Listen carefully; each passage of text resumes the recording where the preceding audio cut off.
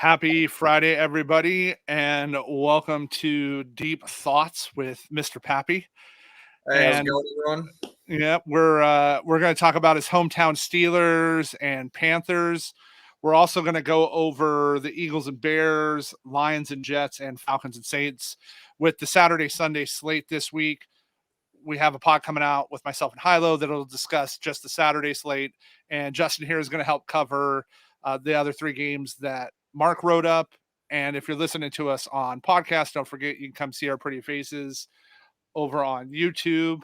You can see some of the cool data, and one of the things that it's showing right now is the it's the Steelers Panthers game, and it's not updating correctly, so it's showing the game at 0, which as a Steelers fan, how do you feel about that?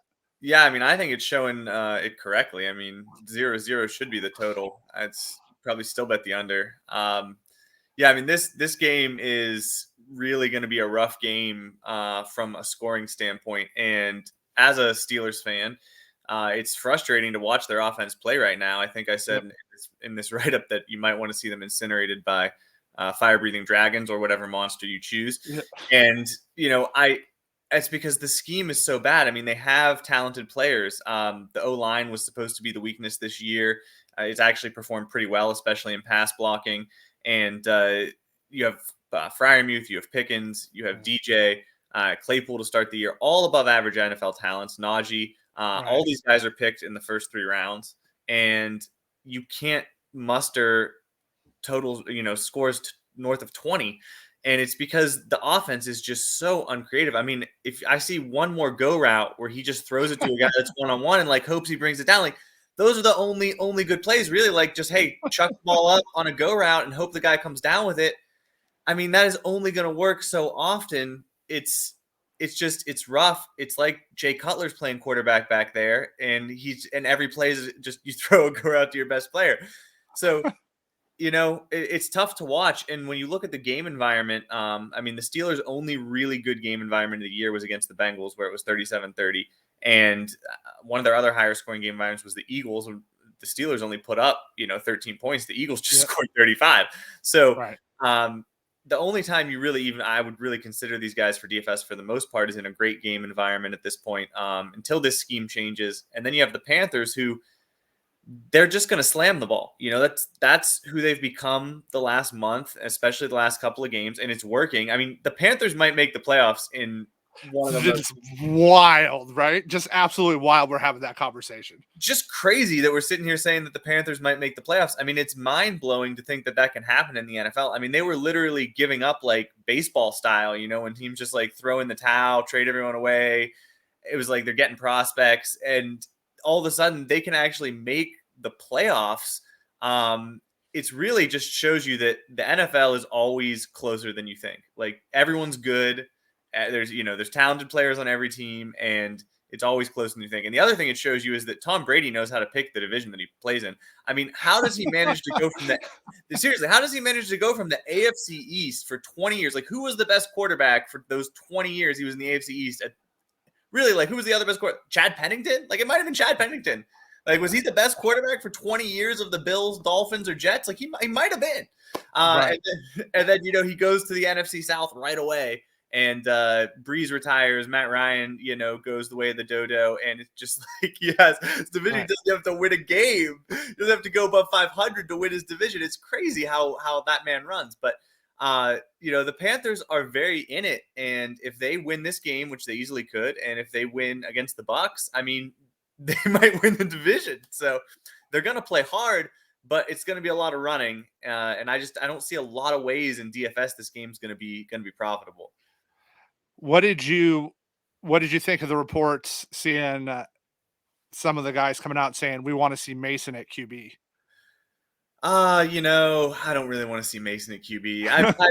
I've seen Mason at QB, and I can't get behind it. I've seen him on the pickleball court too. He's a pretty good pickleball player, but I'd rather see him out there than at QB this week. I think that Pickett, if he's healthy, is the guy that you should start. I mean, he's a rookie. What do you have to lose? You're not going to make the playoffs. Let Pickett go out there and wing it. I mean, the problem is they won't call plays like they're in that situation. Like they have a rookie quarterback and let's let him go out there and just sling it and learn.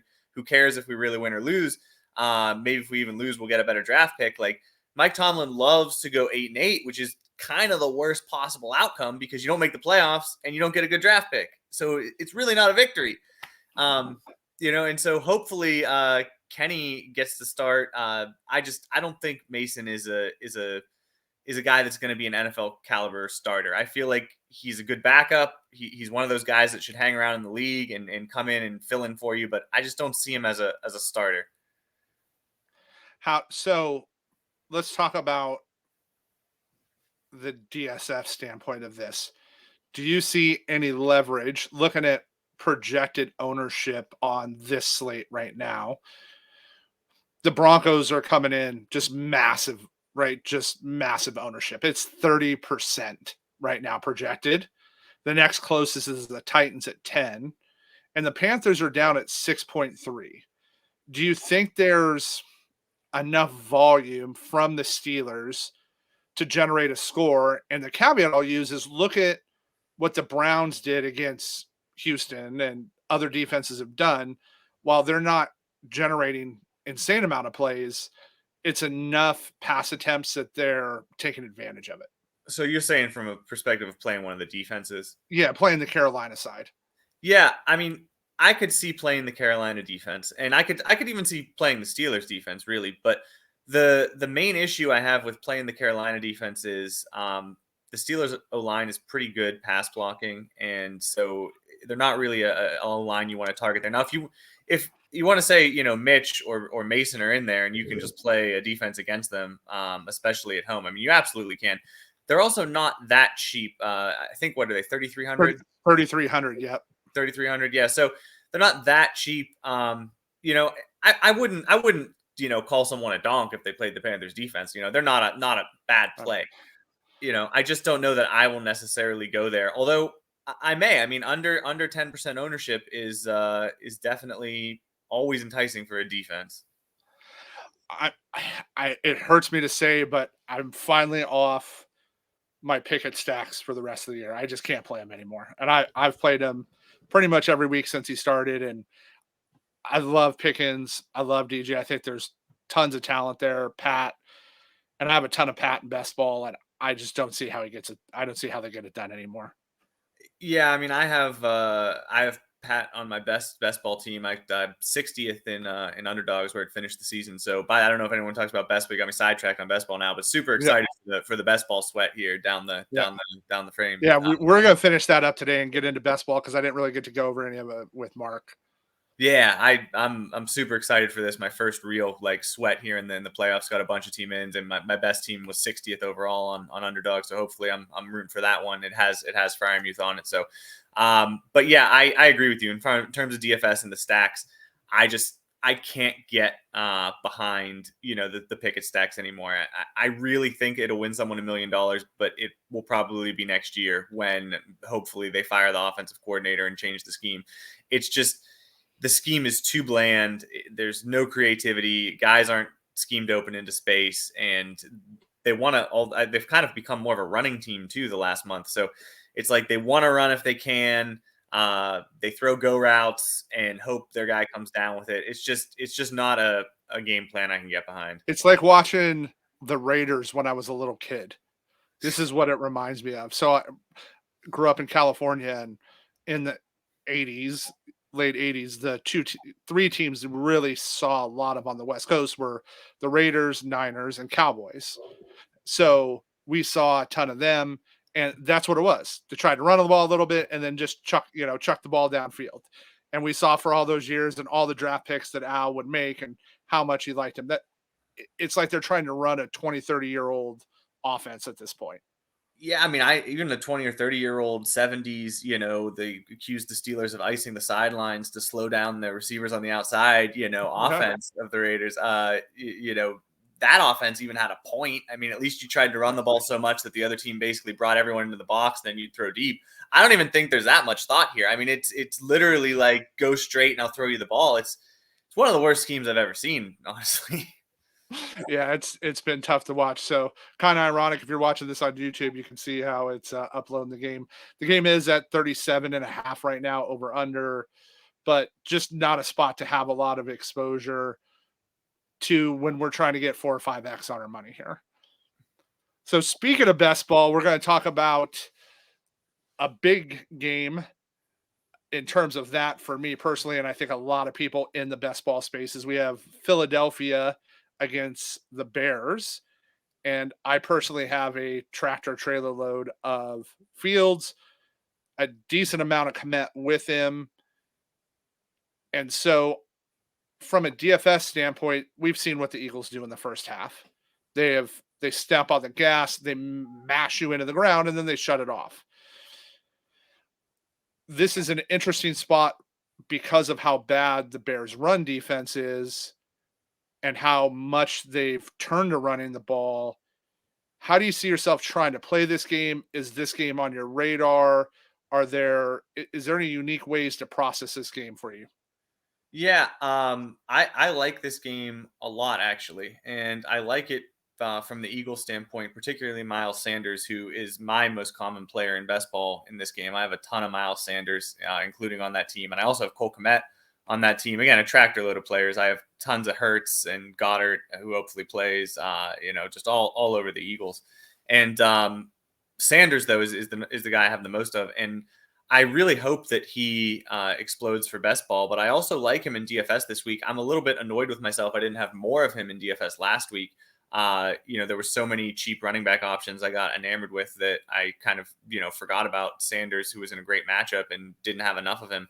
And so I don't know if I'm going to make that mistake again this week. I mean, I could see him scoring 2 touchdowns again. I think that the main issue with the Eagles, we all know, is that they blow you out in the first 2 quarters and then they take their foot off the gas. It doesn't hurt Sanders as much when they do that as the other players on the team.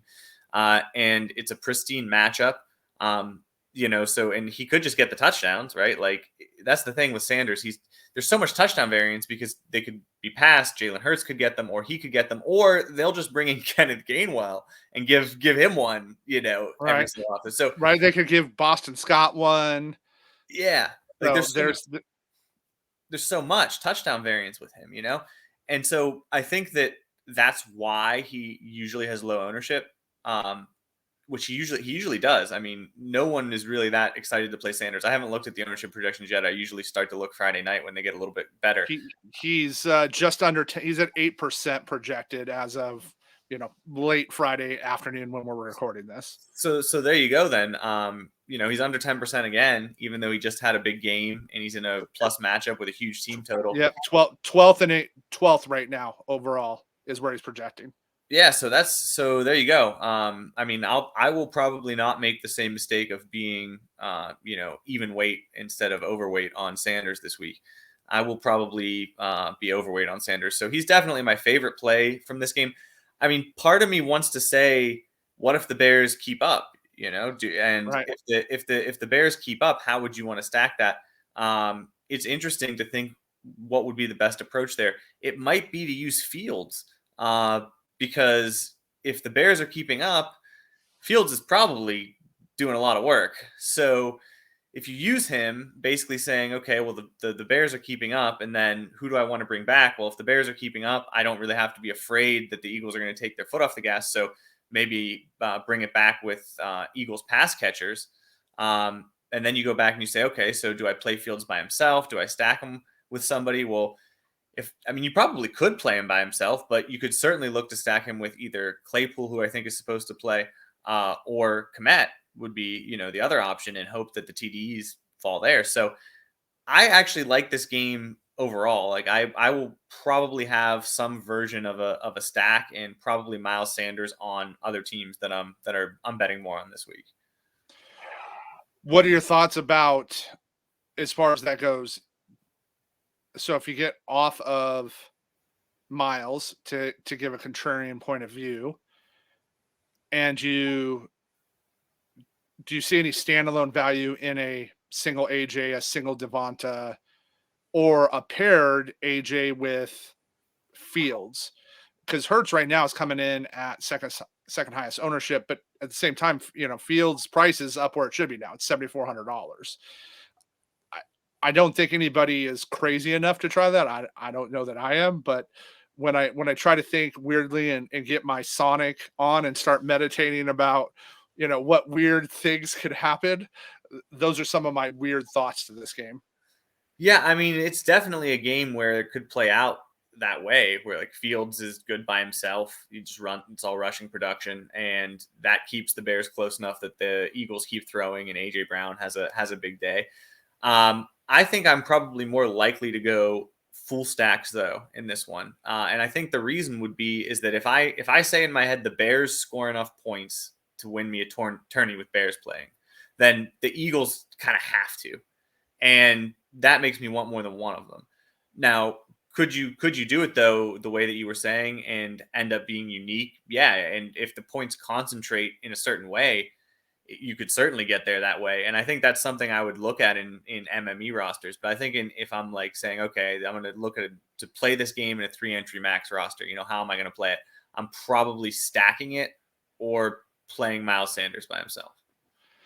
Yeah, the interesting spot for me with that is really looking at ownership and where we're going to land, because I can also see people chasing Hurts, AJ, Devonta stacks this week, because on paper, when you look up the matchup, you look at it and you go, right, the Bears pass D is even worse than their run D.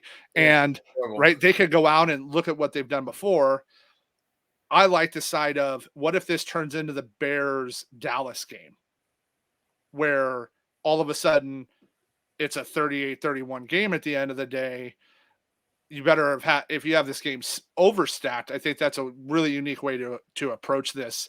And there's some interesting, JM has a really cool take in the DFS theory area for our Inner Circle members, and I'll leave that there for them. But JM has a unique spot that I just read before we got on here to approach this game. And it'll be interesting. One of the things I like too on that, as you're talking about it, is as we look at ownership and I started scrolling through, I'm like, oh, well, that's interesting that Hurts is the second highest owned quarterback.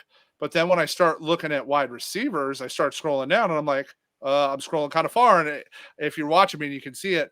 And then I go, oh, Devonta's 2.9%. And then I scroll down and AJ's currently projected at 1.8%. That sounds pretty low. I'm just saying I think it'll be a little higher than that. Yeah, I think we're going to see the 7 to 12% range when it is early Friday. Yeah. But this also says people early in were not looking at it. And the reason I also think it's massively going to change is currently the highest owned wide receiver on the slate projected was Garrett Wilson. And that's the next game we're going to talk about, which everybody at OWS was so excited about. This was the game. We thought there's so much cool opportunity. Both teams are playing for something that they need to win, playoff hunt. And then we get the news a couple hours ago. We got the news right before Hilo and I recorded this morning that no Mike White, and we're getting Zach, I like to throw interceptions, Wilson. So this went from really excited for me to like really sad.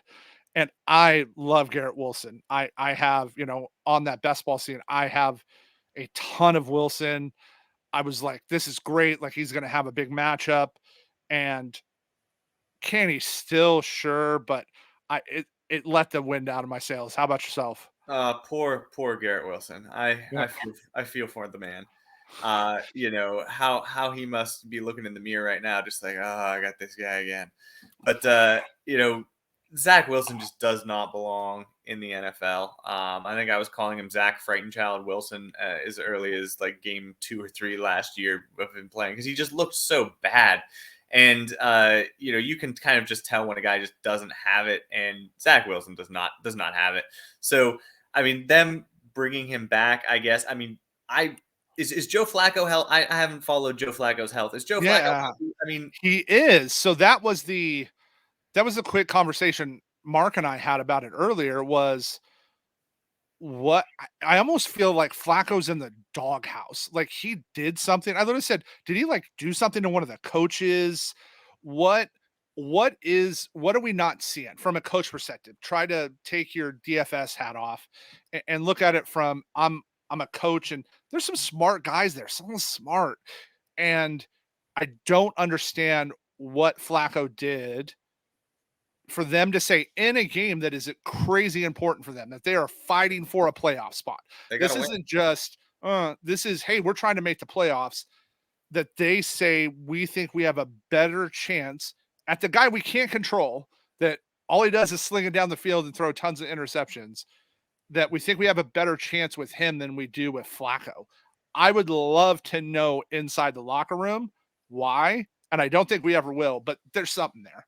I don't get it. I agree. I mean, I think Joe Flacco is a clearly superior option. I mean, you saw when he played in the beginning of the year. I mean, Garrett Wilson was threatening. The offense was kind of threatening. I mean, Zach Wilson plays like they don't go anywhere. And oftentimes he hurts them with turnovers. I mean, they basically lost one game entirely on the offensive side of the ball. I mean, it was like, Right. in special teams. And then he said after the game, like, it wasn't my fault. It's like, bro, it was your fault. Like, Like it was everyone super watching your knows fault. it was your fault. Like Sauce Gardner knows it was your fault. Like, so, it just makes me think, like, is Sauce gonna like whisper something in Salah's ear? It's at halftime when it's 0-0, is he gonna be like, listen, man, I'm tired of covering these guys at B2. Can we get like someone that can move the ball in here a little bit? Like, I don't know that Zach Wilson necessarily finishes the game because I think Joe Flacco is better, but maybe it's pressure from ownership. I really don't know. I think you have to be blind to not think that Flacco gives you a better chance to win. So I don't know, but with Zach Wilson coming in here, it just kind of kills the whole game environment. I mean, I don't want to play Garrett Wilson with Wilson throwing him the ball. If I don't want to play Garrett Wilson, I certainly don't want to play Elijah Moore or anybody else really. I mean, even the running backs, it's like their touchdown equity feels like it goes way down. And then you look at the Lions and you start to say, well, the Jets defense is already pretty good. So, this could just easily turn into a game where, it's 10-10 or 7-7 in the fourth quarter. And, Zach Wilson has that Jay Cutler look on his face of, I don't really care that I'm throwing interceptions. Like I mentioned Jay Cutler twice on this, man. Jay Cutler is living rent free in my head. But it kills the whole game. It really does. So I have to ask on that. I don't know if you've ever seen me post it. So I keep a dead to me list for fantasy, whether it's football, baseball. I literally keep it in my notes on my iPhone. And people always get a laugh because I don't take anybody off. Like once you're on the list, you're on the list. The number one person on my list is Jay Cutler. Jay Cutler? So yeah, so if you ever look at Discord, you'll see I'll post it once in a while because some of the guys get a kick out of it. And there's a few offenders out there, but Jay is because Cutler cost me a big DFS win back in the day, like a big one. I miss Jay Cutler, man. Nobody would throw the ball 100 miles an hour at his receiver's feet and not care as much as Jay Cutler. Like, he's actually fun to watch now that he's not playing anymore. I kind of like him personality wise. You can see like a little better, but he was the guy I was never right with. I never played him in the right week. I never had him in the right season when he had his killer fantasy seasons. He was one of those guys always missed on. And then when he cost me one of the big finals, that was it. He's on my list and will forever be odd by list there. So everybody always gets a kick out of it. It's funny we're bringing him up today. So what we were hoping for was the Jets were going to push and then with Mike White and then force the Lions to have to keep up. That was the opportunity we were going to see here. And I just don't know that do they shadow Sauce on him on and just say, okay, beat us with Chark and everybody else. And the rest of their secondary is very, very good. And just say, you're not going to beat us with your elite guy. So try to beat us with your secondary weapons. You're not going to run on us. Swift isn't running on us. Jamal isn't running on us. Like Salah's from that old school Seattle like press Yeah. cover 3 system. Yeah. And I don't know that they'll move Sauce, especially because St. Brown plays out of the slot a lot. I don't know that they'll move him in there and have him shadow him. I mean, they could. I think they'll probably just play their normal like cover 3, rush 4, type of defense and go with that. I mean, it's effective. They're built for it. The whole, like you said, the whole secondary is good. So Right. that would be my guess. And then try to just run. For me, it's then they just try to run the ball, and I think we see a ton of. I think if they're game planning, they're saying we're going to start Zach. I think we see a ton of screens, a ton of bubble screens, and they run the ball 65 to 70% of the time in the game and try to say our defense is going to get us through this week. We just need a win, and we know we can run the ball now. Let's run it, try to run it down their throat, control the clock, and try. It feels like starting Zach Wilson is they're trying to not lose instead of trying to win. Yeah, I am just perplexed because I just think he's a worse player, and I think he's noticeably worse. And if they were eliminated from the playoffs, I'd make the case of like, okay, well, he's the young quarterback. Like, what's the point in throwing Flacco out there? You know what? But Flacco's just better than him right now, and so. I mean, I agree with you. Like, if you're in the locker room and you're trying to make the playoffs and, you're living and dying on this game, like, I would be annoyed that Flacco's not starting. And there probably are players that are. And so I don't know if Wilson struggles in the first half, maybe Flacco comes in the second half. I mean, I have no idea what the dynamic is, if it's, again, owner pressure or whatever. But all we can do is assume Zach Wilson's going to start and finish the game. And in that case, I agree with you. I think it's going to be a ton of running. I think they're going to try to run it down their throat, say, let's win 10-3. And that's what they're going to go for. And especially with the flu's been going around the Lions this week. Hutch, Brock, and Hughes all missed practice this week because of the flu, which leads to, okay, we're going to run the ball even more. I could just see a spot where it's there. And with the other games that we have access to, and the points we have access to, the game we covered before this. Unfortunately, this went from our as 1 week season as a whole. It went from everybody's favorite spot of the week to get different to where you got to run away now. Yeah, I would have been very interested in a lot of players in this game, and now I'm probably only going to have it in MME play. Yeah, it's pretty sad there. So. And we're going to finish up here with the Falcons and Saints. Speaking of the weird division of Mr. Brady. Yeah. They finally said, okay, we're going to get, Desmond in. This is now for me an interesting spot from a pivot leverage standpoint on the field. On one, can the Saints D really get enough exposure to get the points? And I look at like what Malik did in Tennessee, and I believe Desmond's over under prop is like 165 right now on his pass yards. And I feel like this could be a hammer the under situation. Where are you looking at this? How do you get leverage on here? Do you want any exposure? And do you see a game environment where in the range of outcomes and the small chance he goes out and lights up the field, can you see yourself having some stacks going the other way? So I'm a little bit torn on this game in a couple of different ways. Ritter is, I think, what, 5,200? Yep. Right.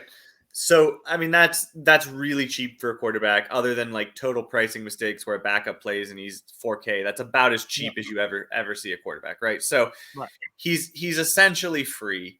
I don't think he is an NFL passer. And I think everybody kind of agrees with that, right? He's probably not an NFL level passer yet. Now, he can run. And DraftKings rewards running quarterbacks in their scoring system quite a bit. It only takes one broken running play for a touchdown at 5,200 to almost basically be worth his value on his own, right? Like if he breaks a 20-yard touchdown run, and that's 8 points right there. I mean, he needs almost nothing else, playing quarterback to get to 15 or 16 and at least be okay. So, it doesn't take a whole lot to get there. Now, there's a ton of risk, obviously, because he could be a guy who comes out and really can't throw. And Right. you can't be See the Titans. Right. See the Titans. Right. You can't really be a quarterback in the NFL with no threat to throw the ball, or they will just come after you and you won't be able to have any room to run. Right. So there's a lot of unknowns, right? Like it's a huge variance, because if he comes out and he's a little bit better as a passer than we think, he is probably a value. If he comes out and he is a little bit worse of a passer, or maybe even what we think he is as a passer, then it's hard to make a case to play him where he might have 80 yards passing, 2 interceptions, and 60 yards rushing, and you're like, what am I doing here? So the interesting part about the Saints is obviously receivers, murder the Falcons, and Olave is, I think, 6,500. And Olave is he's Olave. priced there, and Olave. Yeah. And let's look at his ownership right now. So projected, he's where is he at on here? I know I saw him up there. Yeah, he's projected around 10% right now. I imagine that goes up a little bit, but I expect him that 10 to 15% range this week. That doesn't surprise me, especially when Garrett and Elijah's projections totally change. Right. And so, to me, and I think Landry is really cheap. He's in 3,800, right? So because they haven't used him. Right. He had that 1 week, and that was it. Yeah, no, they pretend he's not out there, but he's anyone under 4K. You can always, in a good matchup, you can always look at and say, could I save some salary here? But I think I'm only really interested in the Saints if I'm gonna play Falcons, because if Ritter comes out and is terrible, then there's a really good chance that the Saints just win this game on defense, and the offense just doesn't have to take advantage of the Falcons matchup. But if he comes out and he can play a little bit and he puts up some points, then, well, there's every reason to think that the Saints offense will be able to strike back. So it's all about Ritter. It's all about how you feel about him. How do you feel about Kamara, who I don't know what the Saints are doing with him. I just don't. I'm throwing my hands in the air to I don't know what their thought process is, but no more Ingram. Don't have Ingram this week. We know what a run funnel the Falcons D is. Do you see a spot where they just decide we're going to run Alvin down their throat and he's at least viable from that standpoint? So I do like Alvin and the Saints defense pairings, because the Saints defense is expensive, and people. I haven't looked at ownership yet. Are the Saints defense projected to be popular? This is going to be wild. You're not going to believe me when I tell you this. So, all right. So I'm going to list the teams below the Saints and projected ownership. Oh, I'm looking at it wrong. Hold on. Projected ownership. There we go. Okay. I had it valued out wrong. I was looking at that going, I was looking at it right. Okay. This is so off. I actually didn't think I was looking at it right. That's why I just wait a little bit to see. But yeah, okay. So currently, the teams that have less exposure than the Saints, the Texans and Bears. Really? They are at 0.5% right now. And the Falcons are at 4.1 because they're 2,500. I can't see that being true. If it is true, I'll have a lot of the Saints defense. I'm looking on a spot that I don't think it lands. I don't see how it lands at that number. Again, early Friday projection. When we're talking about ownership, this is projections. We're going to see a lot of movement, and we're going to see this go through. But if they're not the defense you don't want to pay up for, because the other side of it is Kamara is the number 2 projected owned running back right now on the other side of it. And even though I hadn't looked at it, I had a pretty good feeling he was going to be chalked, because he's $6,800. He's only $6,800. Right. He's not. Yeah. Right? He's not super expensive. It's easy to see. And even though Benjamin is there now, and Benjamin is a guy, I have no idea why he got cut. I mean, all he did was look good. So all right. I mean, he got cut. He got cut. He might get more work than people think, but generally speaking, I mean, yeah, Kamara's going to get most of it. So The Saints have shown though they want to use a running back by committee. That's a hard part. So I definitely think if you're going to run Kamara, the Saints defense stacking him with is the play to help offset that ownership. right. And hope that you do, you get a couple sacks, maybe you get a strip fumble if they're not throwing a lot, and you get that upside. And if they come in anywhere near that bottom, anywhere near, I'm just going to figure out another place to save salary, and I'm paying up for the Saints teeth. That's Yeah. a no brainer for me. Yeah, I agree with you. I mean, that ownership would be way crazy low for, playing an unknown quarterback who could just absolutely not be able to pass. And if he comes out on the low end of he's not able to pass, I mean, interceptions, sacks, fumbles, I mean, those all just pile up when you have a quarterback out there that really is not an NFL caliber passer. And that might be the case here. So, if I certainly more than negligible ownership would indicate. On Fantasy Labs using their projections right now, the Saints are 3% ownership. Wow. So and Atlanta's still higher. Atlanta's still almost 10%. I mean, are people afraid of Ritter? I mean, I kid. I'm glad we're talking about this one. This is a unique spot. And this is an interesting way to come at this. I'm going to have to dig into this a little more after this. The ownership, I'll be interested to see where we land Saturday night. Where are we at Saturday night? Where's this coming in at? Because this is wild to me. I mean, I know people don't like to play high-priced defenses. I don't like to play high-priced defenses, generally speaking. But the time to play a high-priced defense would be against an unknown quarterback who could absolutely stink, and no one else has them. That's when you'd want to do it. I just can't believe that we wouldn't see at least like 5 to 10% ownership at a minimum when we have a quarterback who could just be terrible here. But maybe I'm wrong. Because everybody's on Denver. So right now, the whole earth is on Denver's defense because they're $2,700. No Kyler. And yeah, I understand. Right. Makes sense. Yep. But by the same token, I mean, Colt McCoy is not a total joke. They've been efficient with him in.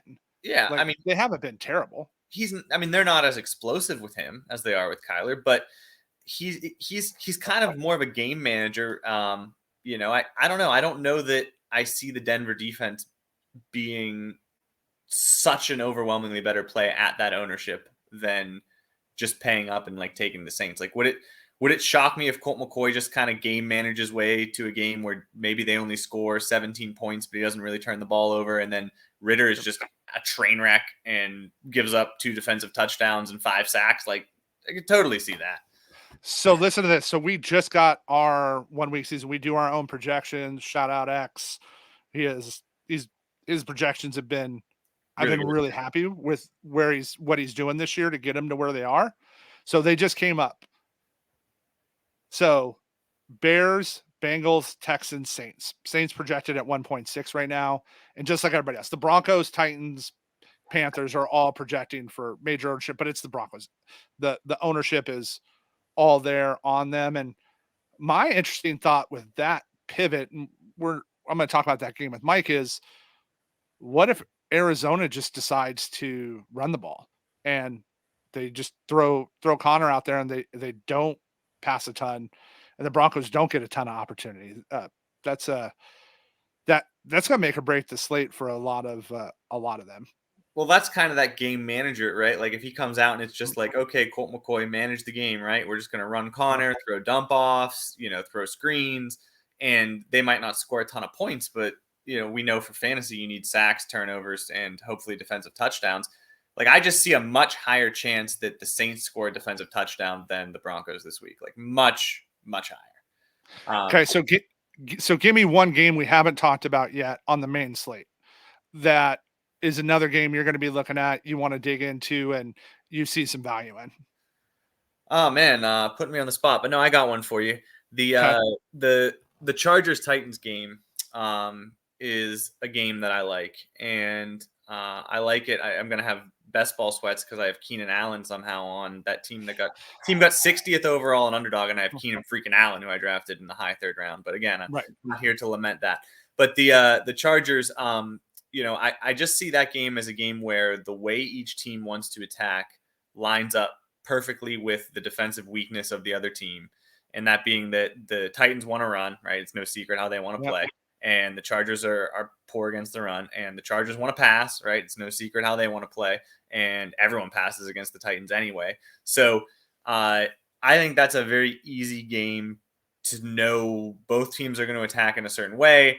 That way lines up with where the other teams are weak.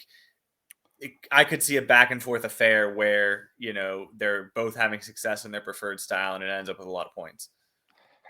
Yeah, interesting that. So right now the Titans are projecting pretty much everywhere as the number 2 owned defense. And I can see that with the opportunity, other than it's not their pass defense that's really good. They get thrown on a ton. So I hope that stays there. And I get it. It's $2,200. People just want to pay them in. Right. But give me that, give me that Herbert with everybody healthy. Give me that Herbert, Mike Will, Keenan Stacker, trying to figure out how much they're going to use Eckler in the passing game. And, give me a mix and match of those stacks, even with Palmer and Everett, and come back with the big dog and let's see this game fly. So Williams, Allen, and Herbert, none of them are that. I'm just looking at their prices here. None of them are that prohibitive in cost, right? Yep. 7,200, 6,800, 6,300. So it's not like they're cheap, but they're almost kind of right in that range where people don't want to play them. Like they either want to go up and get somebody above that, or they want to just be cheap and get somebody down below that. So if ownership and especially if you're saying the Titans ownership is going to be really high, I didn't actually realize the Titans were going to be projected for that high of ownership, but it makes sense because they're the cheap defense du jour. I would be even more interested in playing Charger stacks, and I was interested in that game, but I hadn't gotten to the point of really putting together my rosters yet. But I mean, a Herbert, Williams, and Allen stack is very much in play for me. I would also look at Everett. It's just, to me, that's kind of the most obvious thing. Like whenever you're looking at a slate, you think certain things, you think things are going to go this thing. Whenever you have a spot where it's like, okay, I know 100% the Chargers are just going to win the ball. Like right. That's what they're going to do. So I know that. Like I don't have to do any guesswork. They want to do it anyway. It's what everybody does against the Titans. Like in what universe would they do anything else? So I think that they're just going to come out and throw it a ton. And to me, that's just, I don't have to think about that. So there's a lot of value in just like, I know 100% I'm going to get high volume here in this passing game. So I'm going to not think harder than that and just take it. And I plan on kind of doing that on at least one of my 3 entry max builds, and quite possibly, I mean, my main build, could easily be a Herbert, Williams, Allen with Henry coming back, stack, and just say I hope that game's 40-40. Yeah, Allen was number 2 projected behind Wilson, which leads me to be after that Wilson news that Allen's going to get some steam. But as we talk about when to play chalk and not to play chalk, one of the questions you'll ask at the end of the week is if this turns into that 42-38 game, you'll look at it and go, they were like less than 20 grand for their 3 stack and they had ownership, but why didn't I play them? Why didn't I look at that game and just go, the math says this is easy to go with? Yeah, here's something interesting about Keenan Allen is that I suspect most people will play him incorrectly. Everybody looks at Keenan Allen and they're just like, oh, I'm going to play this guy by himself. He just gets a bunch of receptions and a bunch of yards. And like, I'm just going to go ahead and play Keenan Allen. The truth is that Keenan Allen is consistent, but he rarely puts up a huge score. And the games where he puts up a huge score, it's almost always a game where you want everybody, and so I never really play Keenan Allen alone. I always, if I'm playing Keenan Allen, I'm usually stacking that game, or I'm avoiding Keenan Allen and saying, okay, take your 18 points at 6K or 20 points at 6K, but I'm going to try to find the guy who gets 30 with that money. That's always kind of been my Keenan Allen approach. And so I think a lot of people do that wrong. They play him by himself.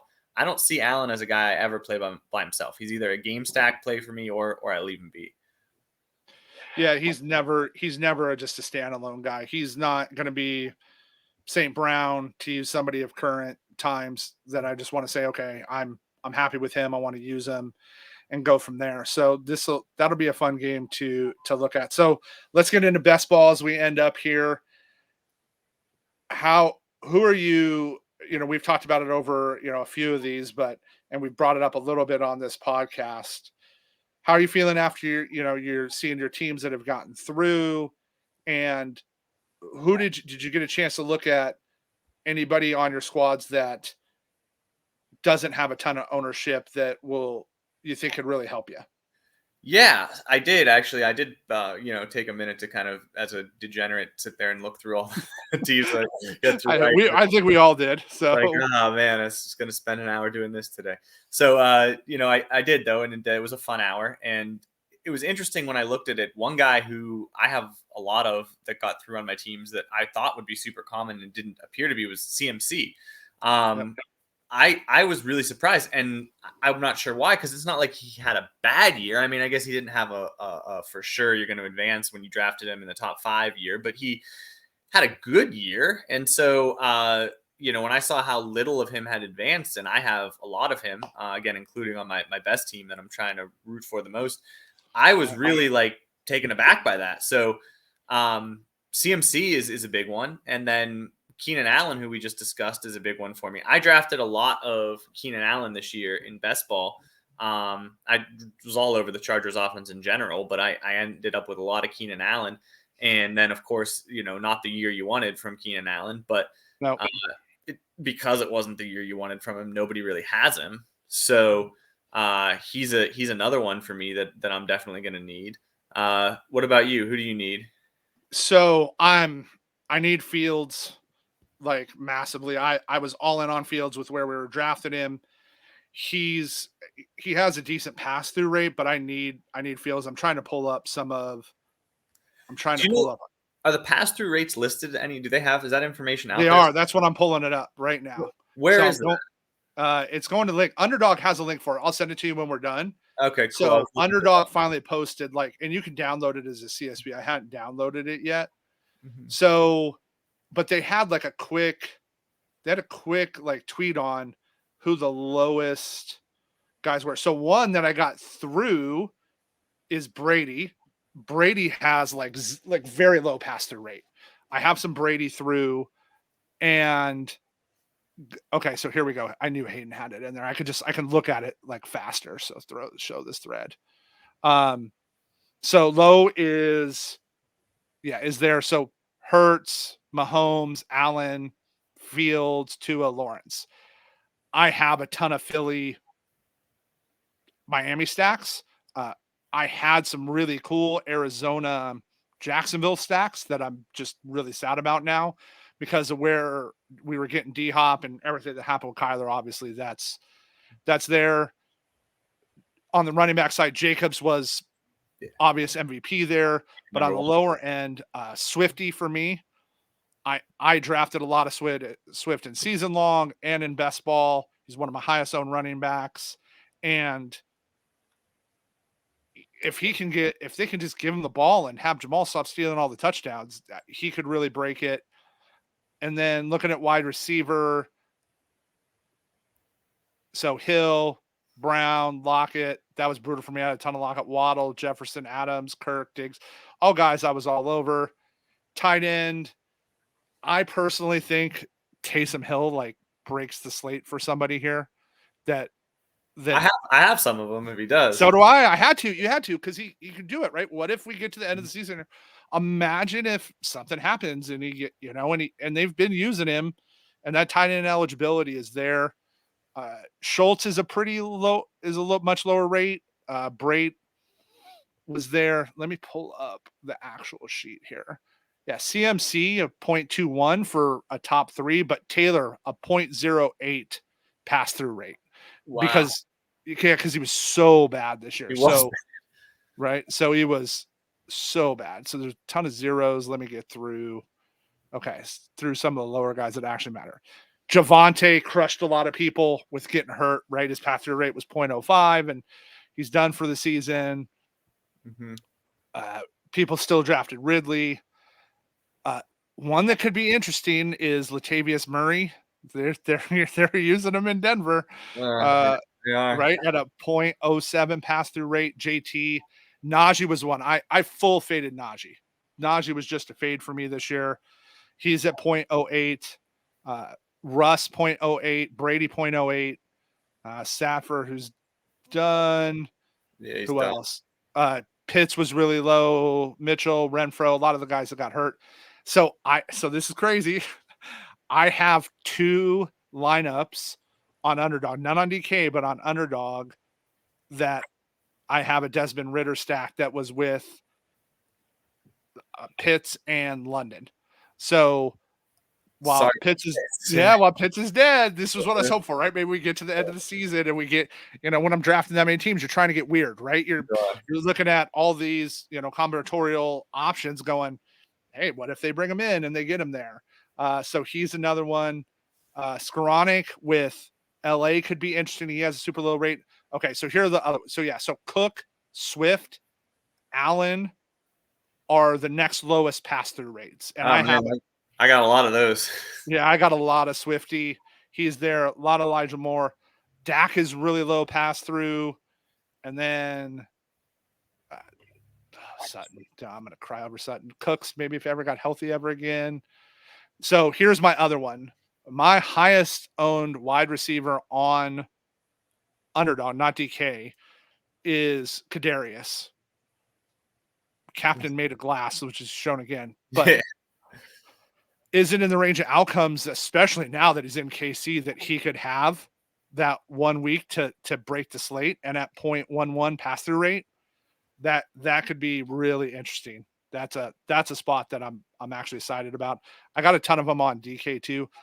I'm actually more excited about my DK teams than my Underdog teams.